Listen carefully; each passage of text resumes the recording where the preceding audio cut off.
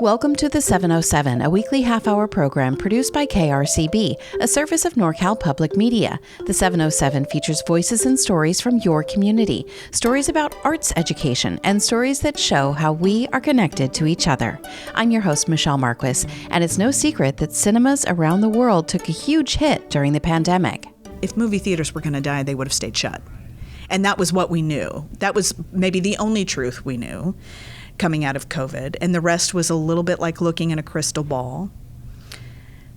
But we were in the right place at the right time to address the hastening of streaming, the consumption of media and how it was changing.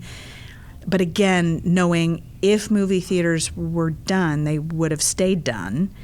So we took a leap. That's Kathryn Philip, Executive Director of True West Film Center in Healdsburg, California. We're sitting in the North Lounge, a multi-purpose space meant for screenings, parties, events, even kids' sleepovers. The center just opened in October, and Philip is talking with me about the new cinemas and the long road and many hands that came together to bring this dream to life. One of the key players is John Cooper, former director of the Sundance Film Festival. Cooper had just retired from his post at Sundance and retired to Sebastopol. And this was probably around during COVID at this point. And as he got settled in, I asked him to consider coming onto the board of True West, what was then Alexander Valley Film Society.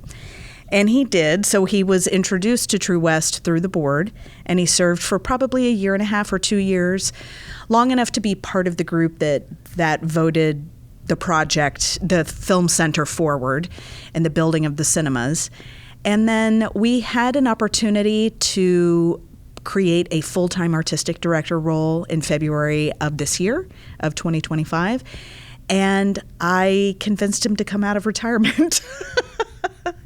He's anybody who knows him knows he's a very special human being, and he has a little bit of a P.T. Barnum philosophy and energy about him, and there's just zero pretense. He stood shoulder to shoulder with some of the most famous filmmakers and personalities in the world, and still manages to curate and hunger to curate for people. Everyday people coming in for the first time or new to film, or different members of our community. So he's such a lovely magician in that respect, and to see him in action is a treat. Philip says things hit the ground running when True West opened to the public in October. It's been a whirlwind. The theater is outperforming all of our projections, which is amazing. Nice pun, by the way. That's right. Thank you. That wasn't even intended. It's doing well. I was very conservative with projections going into this because I wanted to make sure we had enough runway to get the theater stood up. We have an entire community to re-engage around cinema and the cinematic arts, and it can be really broad, and we want it to be broad and far-reaching, both in how people use the space and also use the art form. So we needed runway for that, knowing there's a heavy philanthropic lift at the first part of this journey. But truly, I think, the cinema, we finished building the cinema with our amazing partners at Edinger Contractors. And it's just the most beautiful. It's 10 times more beautiful than I thought it would be. And I think the community is finding that. There's not a disappointed person so far. Is there a problem with the HVAC every now and then? Yes, we're working on it. But it's all in the right spirit and the right direction. And now it's almost like the real work has begun, because the cinema really is a program of the organization. And we're using it as part of what I was talking about, that expansiveness or the expansion of what we do with cinema and film and media arts. So it's terrific, though. It's amazing to see people come in and really have their socks blown off and love the sight and sound. Every dollar that was donated really was invested in the patron experience. So the seats are comfortable. They're beautifully appointed. And the sound and projection is just state of the art. Can you tell me a little bit about the history, how it started with Alexander Valley Film Society and then became True West Film Center? Yeah, so the whole idea started in late 2014 when I was at a regional conference for what is known as the Art House Convergence, which is something actually John Cooper started with a group of colleagues 25 some odd years ago. And it was this effort to bring art house theater operators from across the country to the table together to discuss best practices. And over time, regional conferences would pop up. And of course, the Rafael Theater in San Rafael and their film festival, their annual festival, the Mill Valley Film Festival, is the region's maybe most notable in terms of national recognition. And so I was down there doing a conference, and I was standing in their green room, and I was surrounded by, such smart, dedicated, passionate, creative people, and I thought, why couldn't we do something like this maybe on a smaller scale up north? My ex-husband and I had come out from New York for him to reopen the Clover Theater in Cloverdale, which was a 4-screen theater that ran for a hearty 10 years and provided so much joy to the community. And in those nascent days, I recognized that there was the absence of independent film in Northern Sonoma County, as well as a gap in media arts education, especially in public schools, and a film festival. The Sonoma International Film Festival was there, and the Sebastopol Doc Fest, but also in Sonoma County, we're so spread out, they might as well be states away from each other. So myself and an amazing group of volunteers got together, and we started with education, really trying to address that gap in media arts programming. And then that very first year, we put on a film festival, and we were at the Clover Theater in Cloverdale and the Raven Film Center here in Healdsburg. And one thing led to another, and we really got our sea legs, and we found a community of people who were hungry to engage around these same tenets.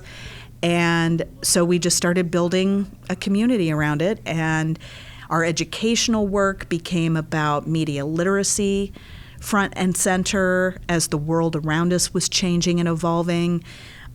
We had some really profoundly generous donors step up during the COVID times when our social fabric was changing, and they said, this is important. We see the way you're doing this, and we see the way you're connecting film to these issues and allowing for conversation. And their commitment to us over 5 years allowed us to start to really professionalize and then take the organization in a new direction. And then we were running a film festival, which people very much enjoyed, and our educational work was growing. We were finding ways to exhibit independent film throughout the year, occasionally here and there. And then the Raven Film Center closed in Healdsburg. And that was in July of 2020. And I think by September of 2020, I was on the phone with 12, 13, 14, 15 people, stakeholders in Healdsburg, a couple from Cloverdale. What is the answer here? What do we do to either reopen this cinema? Is it a public-private partnership? Is it just? Does a commercial operator need to come in? Is it an Alexander Valley initiative? What's going to happen here? And we negotiated on the building for a couple of years, but the landlord gratefully decided they didn't want a movie theater there anymore, and it forced me to go find a different space. Because by then, we had a movement going. We had a little bit of seed money, just enough to keep looking, but we had some real interest in bringing a movie theater back to Healdsburg. And I came and found this space that we eventually built in.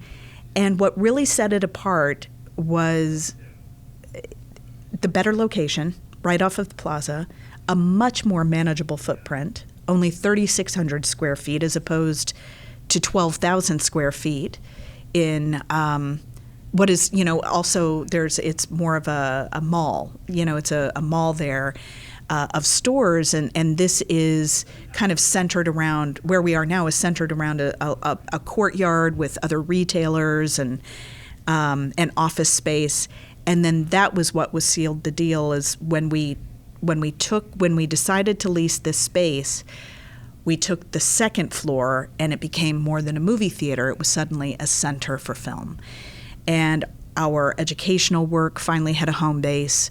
We had offices for the first time. Philip says her board members wanted to create a hybrid art house theater that could also exhibit first-run Hollywood films. And we're also seeing things happen similarly like in Europe with more of a cinematheque, a smaller pub-like theatrical experience that, where everybody knows your name. You go and that's your theater. We put the wheels in motion, and here we are. I mean, that's a very long answer to what feels like, in some ways, a very short 10 years, but a very long 10 years. In the next segment of the 707, Philip takes us on a tour of the new True West Film Center. This is KRCB.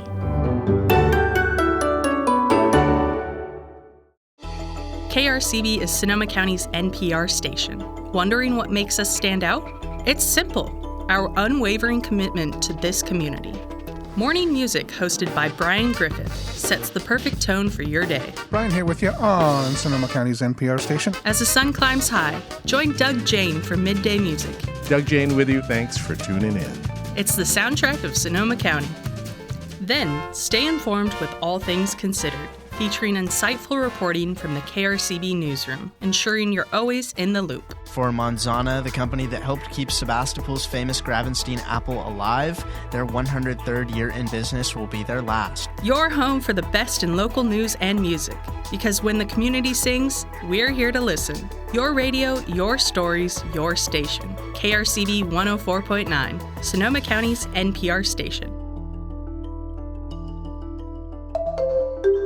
Welcome back to the 707 on KRCB. I'm your host, Michelle Marques. I'm chatting with Kathryn Philip, Executive Director of True West Film Center in Healdsburg. I ask her how you run a nonprofit cinema. Well, the cinema itself becomes a program of the nonprofit, just like our education is a program of the nonprofit.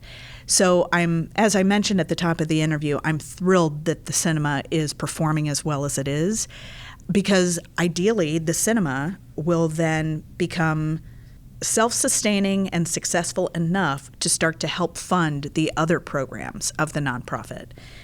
We're under no illusions that it was going to open and start paying for everything, which is why we've been so transparent with the community.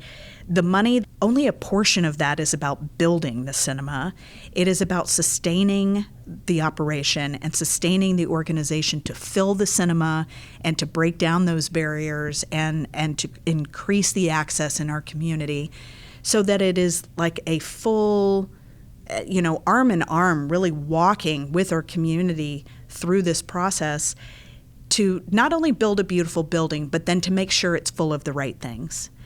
And so then our education programs get to use cinema. Our film festival will be housed in the cinema, and then the campus on the whole will be able to use it to bring in more revenue for program support like private parties and birthdays and that kind of thing. So part of my job now is to oversee the different components to continue to steward donors, to see the importance and the value of keeping the cinema centered in the middle of Healdsburg and all of the things that it can do, as well as engaging our businesses in our marketing opportunities and giving their employees the gift of film and holiday parties here and private events. I really think that our Theater One should probably just play Bridesmaids on a loop and have bachelorette parties every Friday night and then spill into the courtyard for a champagne toast, when the weather is temperate. But we now have a role in the community to not only deliver all of the amazing things that this place can do, but to ensure that they stick around. And this is kind of the brokenness of nonprofit, that we're always fundraising to keep things available for people, but it's also exactly how we leaned into the model of legacy art and said, let's treat cinema the same way we treat the ballet or the symphony. Let's build a model where the community is responsible for being engaged, staying engaged, and keeping it moving, all the while getting to access and experience the benefits of having the art form right there in the first place. And so it's both from a user and a supporter, then it's a real circle for folks. Tell me a bit more about your education. Well, we started with K through 12 education, and now we do K through 12. Our summer camps, which are here, now we have a staff that delivers 8 to 10 camps a summer. There is some kind of morning component that has a physical activity, whether it's dance or improv or hiking. And then when we get the kids good and tired, we bring them in and teach them our curriculum, which is basically from brainstorm to final edit. So they'll learn how to make a 1 to 2 minute film, or they'll work in a group and make up to a 3 or 4 minute film. Philip says the curriculum focuses on media literacy as well as the mechanics of storytelling using film. They also purposely teach on cell phones and use easily accessible apps like Instagram for editing so that students understand the basics of filmmaking with tools they already have. We head out from the North Lounge into the courtyard at the front of the cinema. We are the only retailer in the world to feature only wines from the 3 valleys that converge in Healdsburg: Russian River, Alexander Valley, and Dry Creek. We're very proud of that, to be supporting our local growers and vintners. And then we come into the lobby. I like that you also have wine barrels out here for Yes. your seating and your umbrellas. It's great. Well, thank you. And you can thank John Cooper for that. He's been obsessed with this project, and it came out very well. So then here in the lobby, all of these rich colors and finishes and jewelry were put together by our fabulous volunteer design team, led by Lisa Rhodes, who's a current board member, as well as Jenny Gomez, our former board chair. We just won the Best in Construction, or one of the Best in Construction awards for the North Bay as part of the North Bay Business Journal. Nice. And I have a board member who says we won it because of the bathrooms. This is pretty nice. They are gorgeous. And these are all gender neutral with all like brass and black accents. And there was no detail that wasn't considered. Nice. Oh, and I see you've got a lift as well? Yes. So our wheelchaired patrons are welcome to use the lift to take it up to the second landing here, which is how we access theaters 2 and 3. Theater 1 is here on the floor level, and it actually opens out into the courtyard. So we have this beautiful crimson red sound curtain at the back of Theater 1 to block off the sight and sound from the outside. But that's what I was saying about bachelorette parties in there. That seats 21 people. You could have a private party in there with 20 of your besties, and then rent part of the courtyard to open up those doors and have a little champagne toast right after. And people are excited about the use of that. It's different and unique, and it's a perfect size. I see that there's a name here, James Redford Campus. What is that? So we had a very generous anonymous donor who elected to name the campus after James Redford, who is the son of late actor and director Robert Redford. And James died in 2020 from a rare cancer, and he started, along with his father, Bob, started the Redford Center, which was originally in Utah and is now in San Francisco, and they focus on documentary films focused on climate solution. So we are thrilled that as part of this naming, being on the James Redford campus, we are also now in a formal collaboration with the Redford Center. We will have at least twice a year have filmmakers here in residence with their newer and historical works that we'll be featuring as part of our ongoing programming. And we're only at the beginning of the relationship. Who knows what's going to come of that? So, going up the stairs here quietly. Okay, this is Theater 2.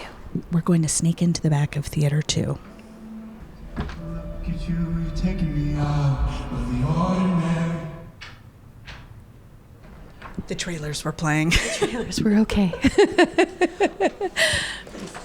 There are lots of ways to get involved. We'll be having plenty of volunteer need as we round the corner towards our film festival in June. And always looking for people to come to the movies and tell their friends and come celebrate with us by being here. Have you noticed after films are finished and people come out from the theater, have you noticed that they come and sit in the courtyard and talk? That's the best part. Watching people create their own community around film. And there they go.